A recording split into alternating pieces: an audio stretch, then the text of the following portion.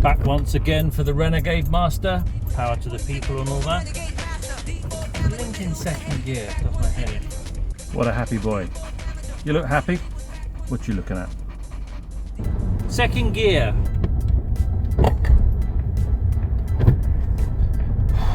Honda Civic, whether it's a 1.8, 1.6, VTEC, whatever. You know, it's hit and miss. I did adjust it once. So I think we're on for a winner here. So I got it okay, but it just seems to be worse when it's cold, I think. And every day I drive this little car. It's my little commuter car. I go in and out of London on it, about sort of 50-mile round trip. But I always end up doing something, either stalling it or crunching it. I shouldn't be stalling. I've been driving for 30+ years. And yeah, it's mainly that second gear. I'm going to adjust it again. I'm fed up with it, because the idea is that I bought this car to nip in and out of traffic, and I can park it anywhere. No one's really going to be bothered about it, but it looks all right. Loads of space inside. Anyway, it's not for the review of this car while I'm doing this video. I actually want to get to the bottom of this second gear. It seems to be a really common thing. A lot of people have been talking about it on the forums, but I couldn't really adjust it fully last time. I'm going to do it again.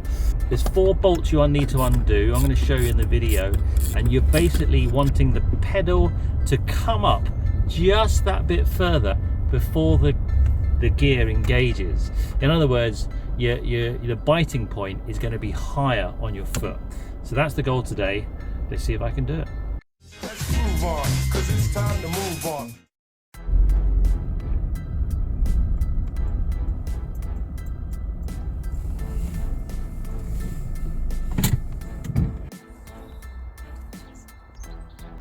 So 1, 2, 3, 4. Undo those. Get the clutch pedal to come down this way. There's an adjustment screw. Remove this little plastic cover.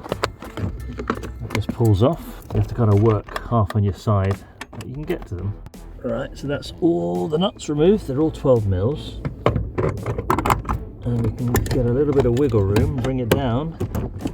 You should be able to get in the back of this a little bit easier. So here we go, this little thread here. So just here is a threaded bar, a rod, and there's a lock nut just on the top.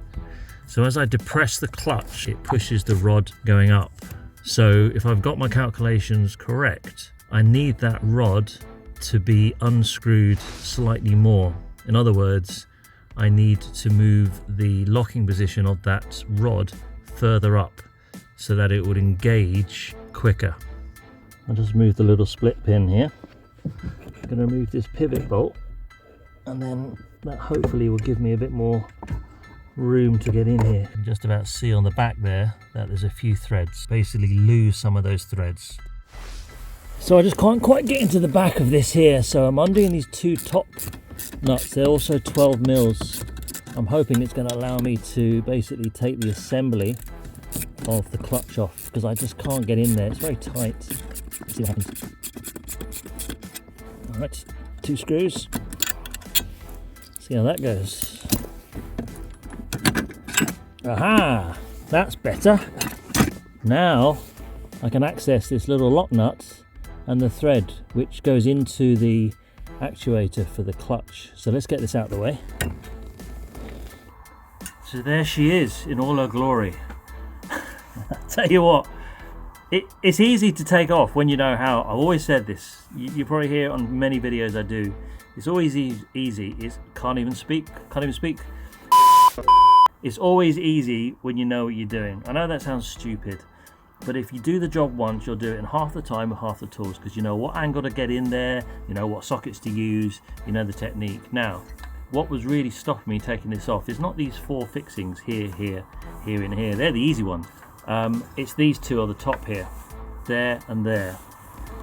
They're fairly long bolts, you know, but they're all 12 mil. They're all M12s. Now, if you take these 2 off, what it allows you to do is remove the mechanics of the clutch, and you can leave the hydraulics behind, because you don't really want to have to start draining that. But it's a good opportunity to see this little plunger here. This you can adjust as well. This is to tell the vehicle, it's electronic. It tells the vehicle, I think very much to do with your cruise control, etc. So as this comes up, it depresses that plunger, like so, and that's engaged now, and obviously it's going to tell the vehicle. But all I can tell you is if you take this clutch pedal off, it's a lot easier to get on with it in there. So there's my little tip. There's 6 fixings. Do it. Right, let's see if we can undo this. Right, let's try and get this stupid little lock nut off. Oh, no wonder I couldn't do it. That's better. Finally, I got some movement. Right.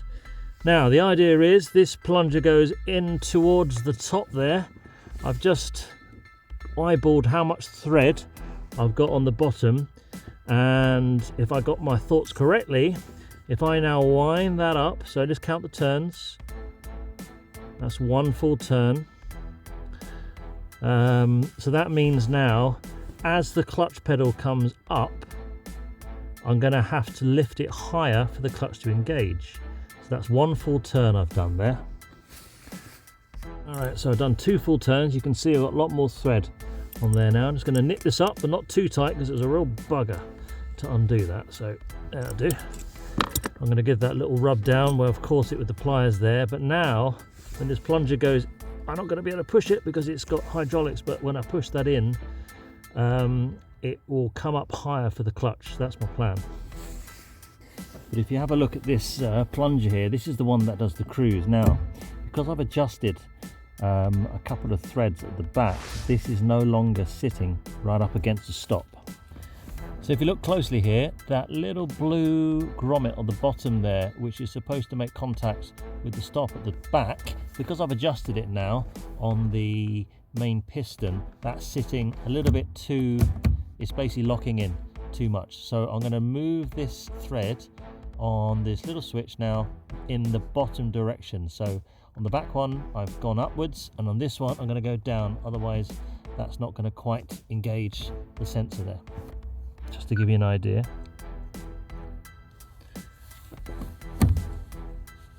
And you want to make sure that the plunger is fully depressed. So basically I'm threading this down slightly further than it was. That's good about there.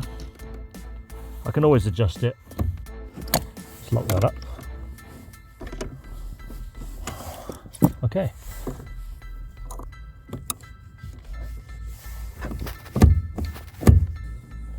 Well, time to take it for a test drive, see if it's any better.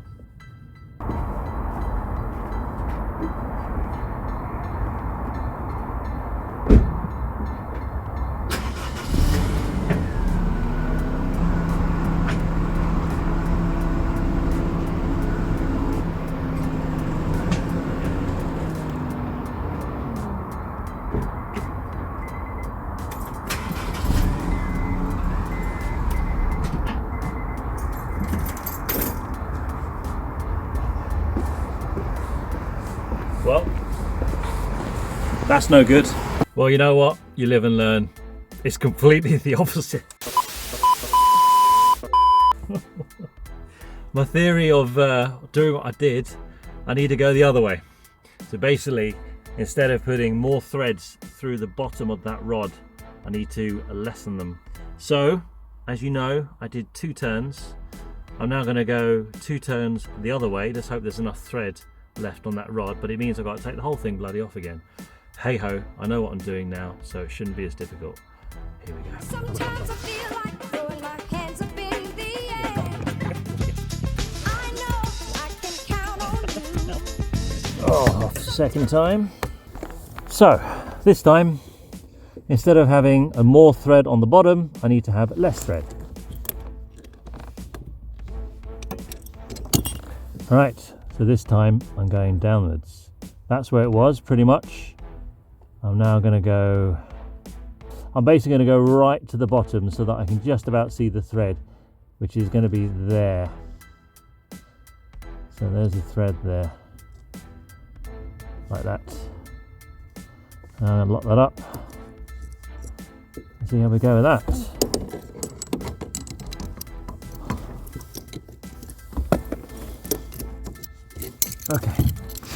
Okay, well, it's all back on again. It was a lot quicker this time.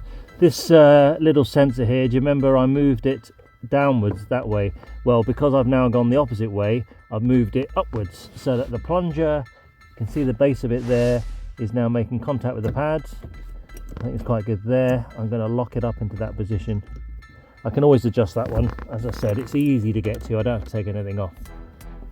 And then once that's locked in place, you can just plug in this cable for it, like that.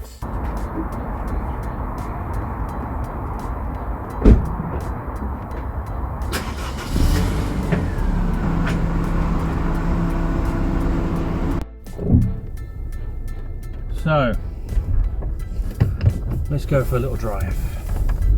So, true feelings, how I feel, let's have a go. I'm in second gear, okay. I'll also check the old cruise control, make sure that works. So I can report that the cruise control is behaving itself, so that's good. That's what that little sensor does, you know, the silver plunger. So I'm going to leave that alone. I think we're good there.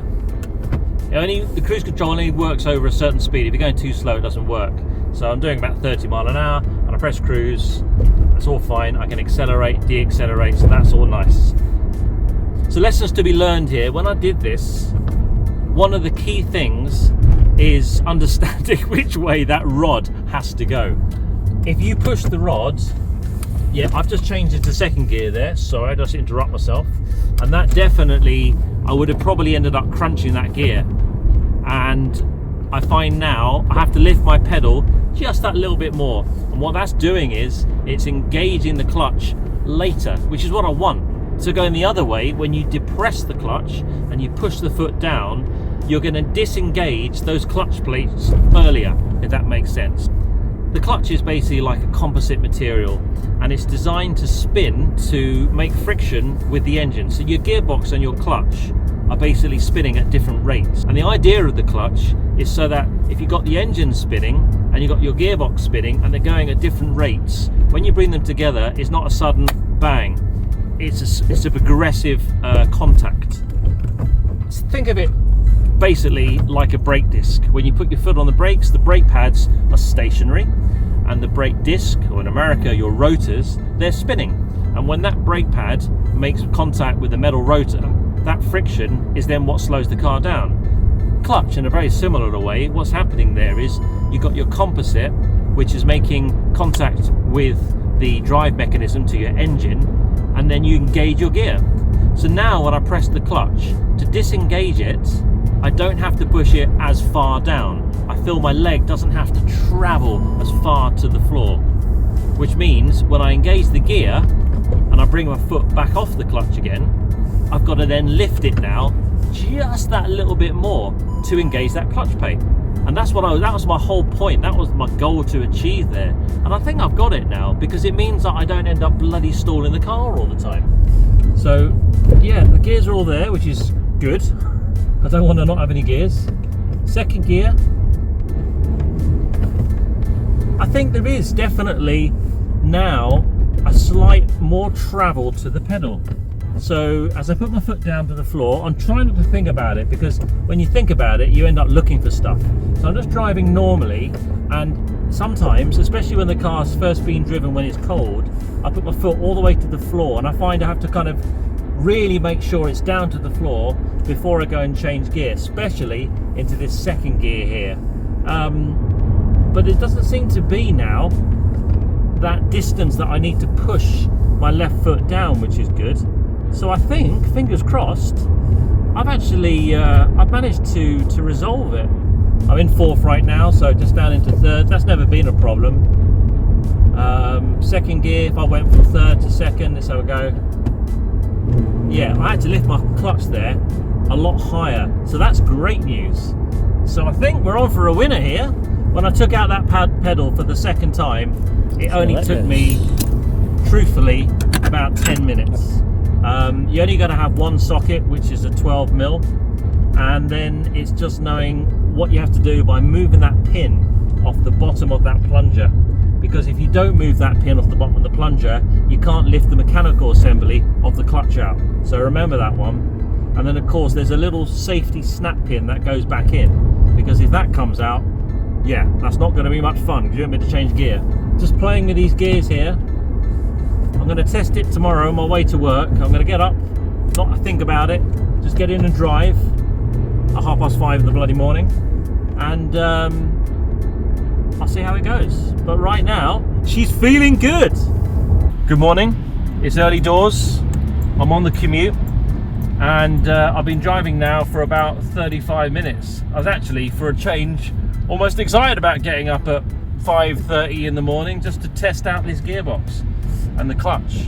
But I'm on the last little bit of my journey. It's 2 miles, and it takes me as long to do those last 2 miles as it does for the 23 miles before it. I've got to watch this because there's a traffic camera here, so I don't want to get caught. See, red light's coming, and that guy's going to get a ticket. Anyway, enough talk. What I'm finding is, now that I go into second gear, for a start, I haven't actually stalled it, which is incredible because I used to always stall it. I don't know if it was a mixture of tiredness or just constantly changing gears all the time in busy traffic. And it's a miserable day at that. But when I go into second gear now, it's certainly smoother. It goes in a lot easier. I don't tend to sort of crunch the gear. I used to find if I didn't push my foot right the way down to the floor, then I end up sort of having that little crunch moment. But that doesn't seem to happen now, and without thinking about it, it seems to go in a lot more silkily, a lot more smoother. So I think, all in all, I've actually done it. It is definitely a nicer drive now. It seems to be this second gear isn't just me. I used to think, am I just not used to driving manuals because I've driven automatics for so long? But I gave this car to a couple of friends of mine, and the first thing, I didn't say nothing about the clutch, and the first thing they said to me, oh blimey, you've got to put your foot all the way down to the clutch. The biting point is right at the bottom. So they've picked up on that as well. And reading online on the forums, it seems to be quite a common question, is how do you adjust that clutch? So I really hope what I've done in this video is going to help others. That's the whole point. I do this channel is to try and save you less stress, time and money, and let me suffer the pain first. And as you know, when I first put that on there and I did the adjustment, I adjusted it the wrong way. But importantly, I knew what I was doing then. I knew how to take the clutch pedal off. And it took me initially, when I did it, probably about over an hour. And when I did it the second time, 10 minutes. 10 minutes, because I knew what tools to use, I knew which angle to get in there. So if you got to the end of the video, thank you, it's very much appreciated. My name's Groovon, and if Hondas are your thing, I've got loads of videos on Hondas, specifically this little Honda Civic Mk8. Have a look at the playlist at the end, and if you consider subscribing, that would be amazing. Thank you so much. I'll tell you what, this traffic does my head in. But with a little Honda like this, you can nip in and out, it's great. Maybe I'll get the train next time. Sometimes